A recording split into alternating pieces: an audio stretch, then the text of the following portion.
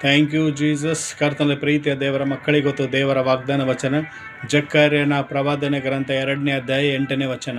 ಇಲ್ಲಿ ದೇವರ ವಾಕ್ಯ ಹೇಳುತ್ತದೆ, ದೇವರ ನಂಬಿದ ಮಕ್ಕಳಿಗೆ ಯಾರಾದರೂ ಹಾನಿ ಮಾಡಿದರೆ ಅದು ದೇವರ ಕಣ್ಣಿನ ಗುಡ್ಡಕ್ಕೆ ಮುಟ್ಟಿದಂತಾಯಿತು ಎಂಬುದಾಗಿ ದೇವರ ವಾಕ್ಯ ಹೇಳುತ್ತದೆ. ಹೌದು, ಕರ್ತನಲ್ಲಿ ಪ್ರೀತಿಯ ದೇವರ ಮಕ್ಕಳು, ಇವತ್ತು ನೀನು ದೇವರಿಗೆ ನಂಬಿ ಯೇಸು ಕ್ರಿಸ್ತನ ನಂಬಿಕೊಂಡು ಆತನ ಮಾರ್ಗದಲ್ಲಿ ಆತನ ವಾಕ್ಯದಂತೆ ನೀನು ನಡೀತಿರುವಾಗ ನಿನಗೆ ಯಾರಾಯಿತು ಅನ್ಯಾಯ ಮೋಸ ಮಾಡಿದರು, ಇವತ್ತು ನಿನಗೆ ಹಾನಿ ಮಾಡಿದರು, ನಿನಗೆ ಕೇಡು ಮಾಡಿದರು, ನಿನಗೆ ಕೆಟ್ಟದ್ದು ಮಾಡಿದರು, ಅದೆಲ್ಲ ಯಾರಿಗೆ ಮಾಡಿದಂತಾಯಿತು?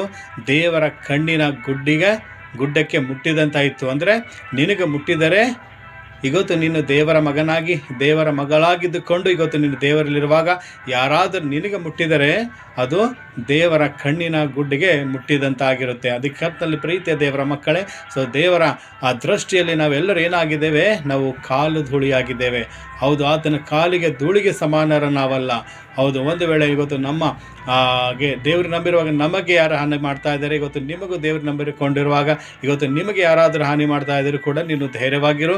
ಯಾಕೆಂದರೆ ಅದು ದೇವರ ಕಣ್ಣಿನ ಗುಡ್ಡಕ್ಕೆ ಮುಟ್ಟಿದಂತಾಗಿದೆ. ಇವತ್ತು ದೇವರು ತನ್ನ ಕಣ್ಣಿನ ಗುಡ್ಡ ಮುಟ್ಟಿದಂಥವರಿಗೆ ತಕ್ಕ ಏನು ಮಾಡ್ತಾರೆ?